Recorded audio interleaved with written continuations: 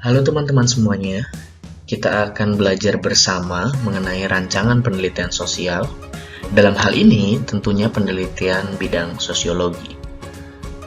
Sebelum kita memasuki materi, saya ingin bertanya nih, ada kabar apa di sekitar dunia sosial kita? Apakah kalian sudah terbiasa untuk mengamati fenomena-fenomena sosial yang ada di sekitar kalian?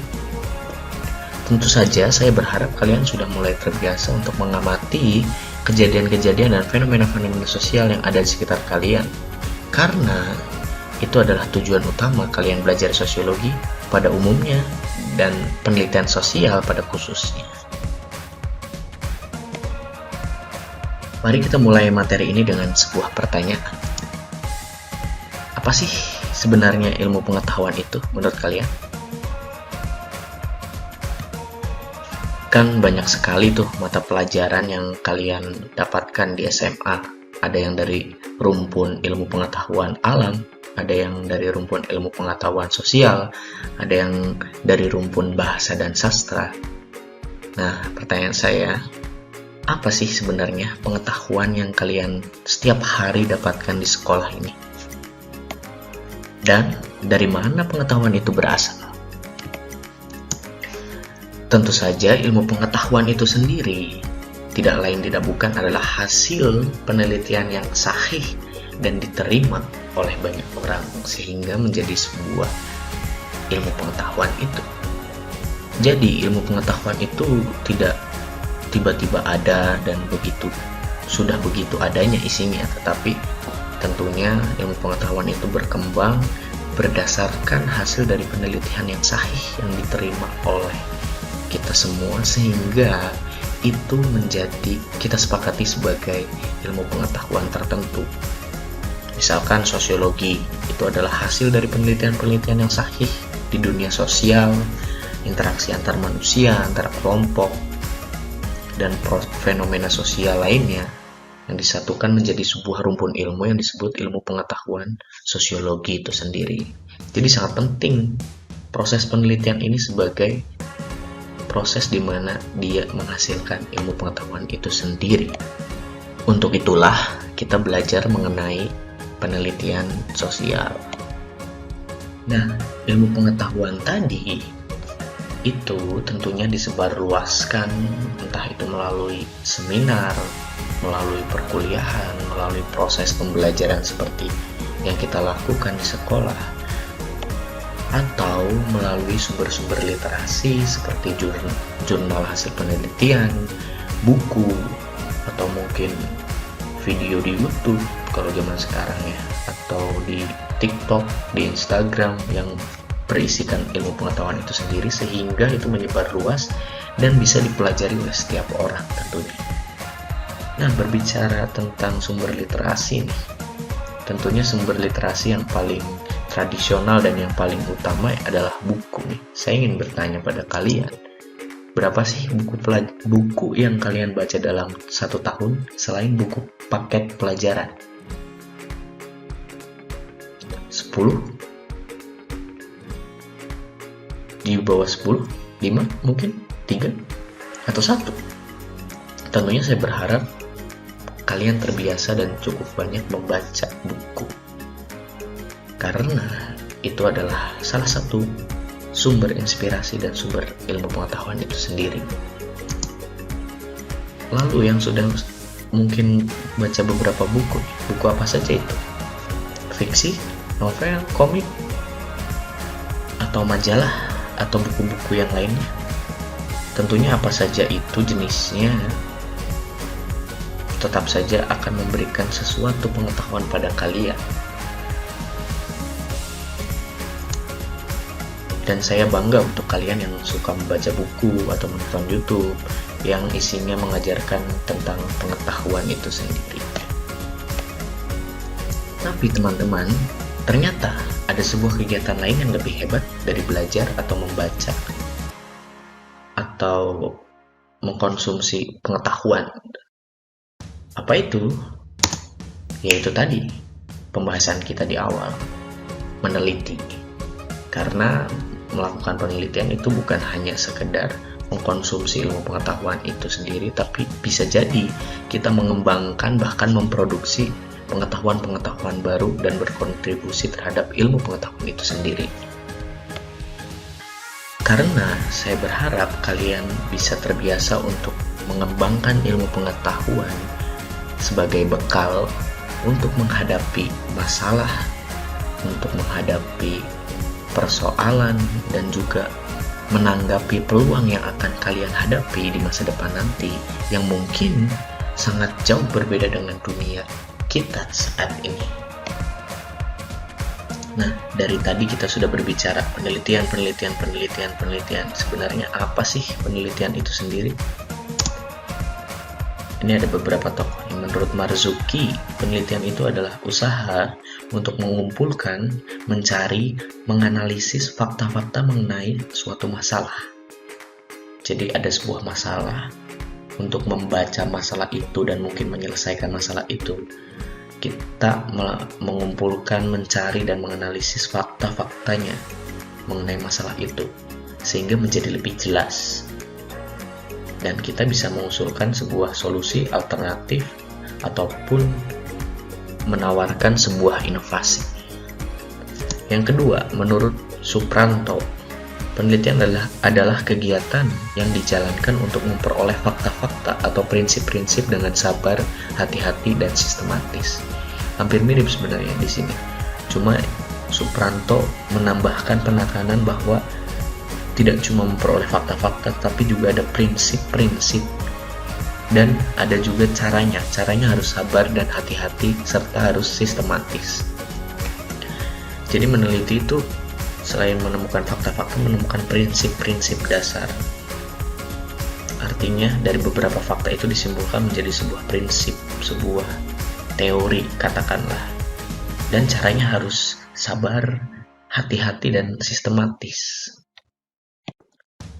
Nah, dengan kita belajar bersama mengenai penelitian, dan mungkin kita bisa berkontribusi terhadap ilmu pengetahuan, saya berharap nama-nama kalian ada di buku-buku seperti nama-nama mereka ini, Marzuki, Supranto, di buku-buku pelajaran. Atau minimal kalian bisa menggunakan dasar pemikir seorang peneliti ini untuk menghadapi masalah kehidupan kalian sehari-hari, sehingga bisa melihat, memandang, dan menghadapi suatu masalah itu dengan lebih baik. Lalu, apa sih manfaat atau kegunaan penelitian itu sendiri? Pertama, tentunya seperti yang ada di definisi penelitian itu sendiri ya tadi, yaitu untuk menemukan fakta atau pengetahuan baru. Jadi sebuah penelitian itu berpotensi untuk menemukan fakta-fakta yang belum kita ketahui dan pengetahuan-pengetahuan yang belum manusia ketahui.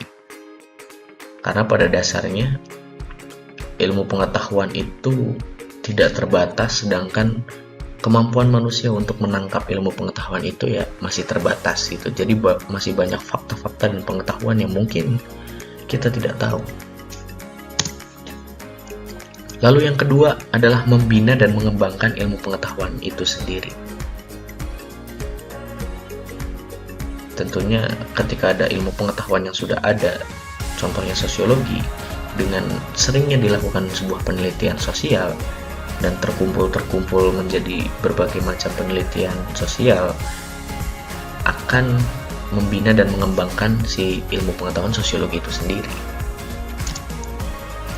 Dan yang terakhir adalah manfaatnya adalah menjadi kontributor dari ilmu pengetahuan itu sendiri. Sebelum kita membahas bagaimana caranya melakukan sebuah penelitian, hal pertama yang harus kita pahami adalah kita harus tahu bagaimana sih cara berpikir seorang peneliti itu. Yang pertama, seorang peneliti itu harus skeptis atau menanyakan bukti atau fakta atas sebuah pernyataan. Jadi ketika ada sebuah pernyataan itu tidak dicerna secara mentah-mentah, tetapi dia berusaha untuk mencari bukti dan fakta atas pernyataan tersebut untuk membuat dirinya yakin bahwa itu adalah pernyataan yang benar. Lalu yang kedua, analitis. Ketika ada sebuah pernyataan dan itu sudah ada faktanya, ada buktinya bahwa itu benar, dia akan menganalisis pernyataan atau persoalan tersebut, menghubungkannya dengan pernyataan lain, dengan persoalan lain, dengan teori. Itu adalah proses analisis. Lalu yang ketiga, seorang peneliti harus kritis. Artinya dia harus selalu menggunakan logikanya dan menimbang secara objektif berdasarkan data-data dan akal sehat. Nomor 4, seorang peneliti itu harus jujur. Kadang ketika kita meneliti sebuah penelitian tertentu, keinginan kita itu muncul untuk menambahkan data atau merubah data atau menambahkan pendapat pribadi agar hasil penelitiannya sesuai dengan keinginan kita. Nah, seorang peneliti itu tidak boleh seperti itu. Kita harus jujur dan apa adanya. Walaupun mungkin kita membuat sebuah hipotesis, hasil penelitiannya kemungkinan seperti ini, tapi data-datanya tidak seperti itu, ya sudah, kita laporkan apa adanya.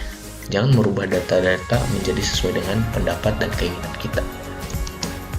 Dan yang terakhir adalah terbuka. Artinya, kita sebagai seorang peneliti harus bersedia memberikan bukti penelitian kita dan siap menerima pendapat dari orang lain. Ternyata, untuk melakukan sebuah penelitian itu ada syarat-syaratnya, teman-teman. Apa saja syaratnya? Ada 3. Pertama, sistematis. Sistematis artinya harus menurut pola tertentu dari yang paling sederhana sampai yang kompleks, sehingga tercapai tujuan yang efektif dan efisien. Artinya, dia harus ada tahap-tahapannya yang pasti dan tidak boleh dibolak-balik tahapannya. Misalkan kita cari data dulu, setelah dapat datanya baru bikin judul penelitian dan bikin latar belakang, bikin rumusan masalah. Tidak bisa seperti itu. Harus dari awal, dari membuat latar belakang masalah dulu dan sebagainya, nanti kita bahas mengenai prosedur ilmiah itu sendiri. Yang kedua, dia harus terencana. Penelitian itu harus dilaksanakan dengan sengaja dan langkah-langkahnya harus sudah dipikirkan sebelumnya. Jadi tidak bisa kita mendadak karena kita sedang wawancara kelompok sosial tertentu misalkan, lalu tiba-tiba kepikiran, wah kayaknya dibuat penelitian dengan judul ini. Tidak bisa seperti itu, tapi harus dari awal sudah direncanakan kapan, waktunya, siapa saja yang akan kita teliti, seberapa jauh ruang lingkup penelitian kita, itu harus direncanakan dari awal. Dan yang terakhir tadi adalah mengikuti prosedur ilmiah, yaitu melakukan prinsip-prinsip untuk mendapatkan ilmu pengetahuan.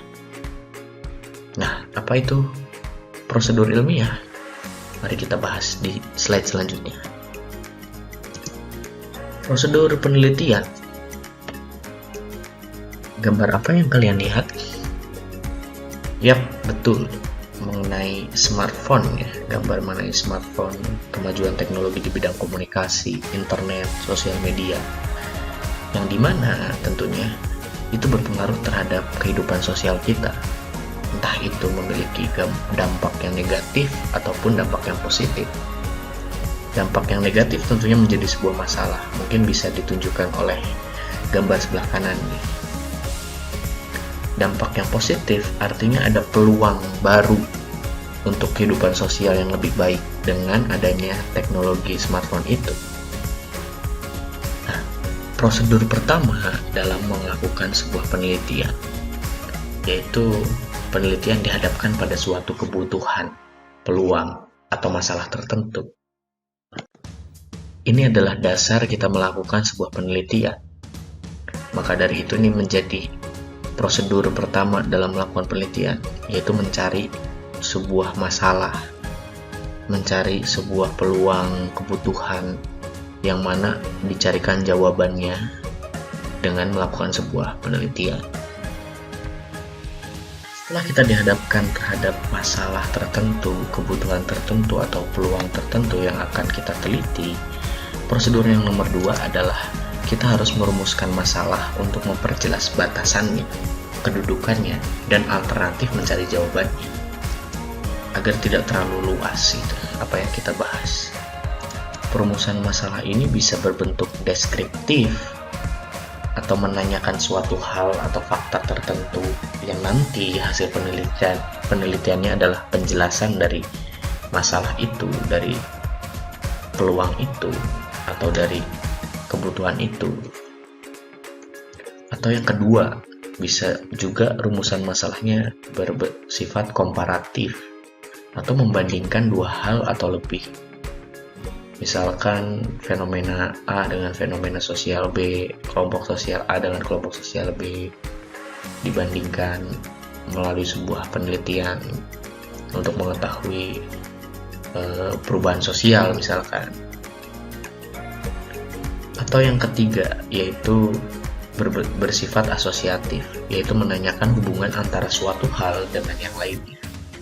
Kalau komparatif tadi dibandingkan dua hal itu, tapi kalau asosiatif itu dihubungkan. Ada nggak sih hubungannya antara A dengan B? Misalkan hubungan antara tingkat pendidikan dengan tingkat kemiskinan, misalkan seperti itu. Ini adalah contoh rumusan masalah. Ini di bagian kiri adalah judul skripsi saya nih waktu S1. Di balik rambut gondrong, kajian sosiologi tubuh pada mahasiswa laki-laki UNY berambut panjang, tugas akhir skripsi. Ketika tidak dibentuk sebuah rumusan masalah, pembahasannya akan luas ini. Apa ini di balik rambut gondrong, kajian sosiologi tubuh pada mahasiswa laki-laki UNY berambut panjang? Saya ingin membahas mengenai kegondrongan mahasiswa. Di Yogyakarta itu cukup banyak mahasiswa yang berambut gondrong. Salah satunya ya di UNY juga, kampus tempat saya kuliah. Tapi kalau ketika saya tidak melakukan sebuah rumusan masalah, itu kan sangat lebar sekali pembahasannya. Sehingga saya membuat beberapa rumusan masalah, yaitu pertama, bagaimana tindakan lingkungan sosial terhadap kegondrongan mahasiswa laki-laki UNY. Ya, yang saya ingin cari tahu ya, gimana sih tindakan lingkungan sosial kepada teman-teman saya yang mahasiswa, yang laki-laki tapi rambutnya gondrong. Yang kedua, bagaimana sih mahasiswa laki-laki UNY berambut panjang itu, yang gondrong-gondrong itu, memaknai kegondrongannya? Apakah memiliki makna tertentu? Entah itu hanya sekedar fashion, atau mungkin ternyata ada makna lain bagi dirinya. Dan yang ketiga, bagaimana proses internalisasi makna gondrong itu berlangsung. Internalisasi itu penerimaan, mendapatkan makna gondrong itu dia dapat dari mana sih sebenarnya? Saya ingin tahu itu. Nah, inilah rumusan masalah, sesuatu yang mengerucutkan apa yang ingin dibahas dari penelitian tersebut. Kalau rumusan masalah saya ini termasuk ke yang deskriptif ya kayaknya, karena hasil dari penelitian saya adalah menjelaskan fakta-faktanya, membeberkan fakta-faktanya, bukan membandingkan atau menghubungkan antara suatu masalah dengan masalah yang lainnya. Prosedur yang ketiga yaitu menetapkan hipotesis penelitian. Untuk prosedur ini hanya berlaku pada penelitian yang bersifat kuantitatif. Kalau penelitiannya bersifat kualitatif, itu tidak perlu adanya hipotesis. Nah, apa sih hipotesis penelitian itu? Hipotesis penelitian adalah asumsi sementara atau bahkan pernyataan sementara, kesimpulan sementara gitu. Jadi pada penelitian kuantitatif, kita sebenarnya sudah membayangkan, sudah mengira-ngira dengan teori-teori yang kita baca bahwa hasil penelitiannya akan seperti ini, kemungkinan besar. Nah, proses penelitian ini sebagai membuktikan apa yang kita hipotesakan tadi. Tapi kalau kualitatif beda ya. Kalau kualitatif itu tidak ada hipotesis, jadi hasil penelitiannya seperti apapun itu sangat terbuka lebar kemungkinannya. Nah, hipotesis juga sebagai titik tolak mengadakan tindakan untuk menentukan alternatif jawaban dari penelitian itu sendiri. Prosedur nomor 4 yaitu mengumpulkan data untuk menguji hipotesis tadi atau untuk mencari jawaban bagi penelitian yang kualitatif ya, yang tidak pakai hipotesis tadi. Tentunya untuk menjawab rumusan masalah penelitian ya kita harus nyari datanya nih, nyari fakta-faktanya nih. Bisa melalui wawancara, bisa melalui observasi secara langsung. Ini wawancara yang seperti ini observasi secara langsung. Bahkan ada metode observasi yang si peneliti itu hidup atau tinggal atau mengikuti kelompok yang dia teliti itu, dan waktunya cukup lama. Nanti kita akan bahas lebih dalam mengenai pengumpulan data di pertemuan-pertemuan selanjutnya. Bisa juga data itu dicari dari data sekunder atau data-data yang sudah ada, misalkan dari koran, dari hasil penelitian yang lain, jurnal penelitian yang bisa kita gunakan untuk menjawab atau mendukung jawaban dari penelitian kita. Lalu prosedur yang kelima, setelah tadi kita mencari data, tentunya kita harus olah dulu datanya, analisis datanya, sehingga kita bisa mengambil kesimpulan dari data tersebut untuk menjawab rumusan masalah yang di awal kita buat. Sehingga bisa kita sajikan, ini loh jawaban dari penelitian yang saya buat.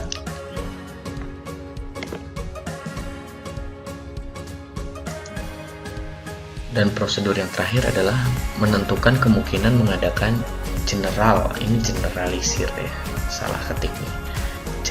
Generalisir itu artinya kita membuat sesuatu hal yang khusus itu menjadi umum. Kita mengambil sampel itu sesuatu yang khusus, data kita itu adalah sesuatu yang khusus sebenarnya. Cuma kita generalisasi sehingga hasil penelitian itu dapat diperlakukan ke populasi. Kan kita tidak mungkin nih, misalkan meneliti mengenai siswa SMA Negeri 1 Margahayu. Siswa SMA 1 Margahayu itu adalah populasi. Gak mungkin kita melakukan penelitian ke semuanya, kita cari data ke semuanya. Kita akan mereduksi populasi ini menjadi sampel. Artinya kita mengambil sampel-sampel dari populasi untuk kita teliti. Tapi hasil dari penelitian yang tadi yang sudah kita analisis untuk menjawab rumusan masalahnya bisa kita gunakan, bisa kita anggap bahwa itu mewakili dari populasi. Artinya, misalkan kita hanya mencari data dari 10% siswa SMA 1 Margahayu, tetapi dari 10% itu kita bisa terapkan bahwa rata-rata di populasi siswa SMA 1 Margahayu itu ya hasilnya seperti itu, sama dengan 10% tadi. Baik, terima kasih. Kita cukupkan sekian. Sudah cukup banyak nih yang kita bicarakan, mulai dari apa itu penelitian itu sendiri, bagaimana sih kontribusi penelitian itu terhadap ilmu pengetahuan, lalu apa sih guna dan manfaatnya penelitian, bagaimana sih cara berpikir seorang peneliti, lalu apa-apa saja sih syarat dari penelitian itu, dan yang terakhir adalah bagaimana sih prosedur sebuah penelitian. Sampai berjumpa kembali di materi selanjutnya, masih melanjutkan mengenai rancangan penelitian sosial. Kita akan mendalami mengenai prosedur penelitian sambil kalian juga praktek nih melakukan prosedur-prosedur penelitian yang akan kita dalami tersebut. Di akhir saya tutup dengan kata-kata dari seorang tokoh pendidikan kritis ini dan juga sosiolog juga, John Dewey. Katanya, pendidikan itu bukan persiapan untuk hidup, tapi pendidikan adalah hidup itu sendiri. Kita sering dengar bahwa sekolah itu adalah tempat di mana kalian dipersiapkan untuk menghadapi kehidupan nyata. Tetapi menurut saya pribadi, saya setuju sekali dengan kata-kata John Dewey bahwa sekolah itu bukan tempat persiapan kalian menuju dunia nyata. Seharusnya sekolah itu adalah bagian dari dunia nyata kalian itu sendiri.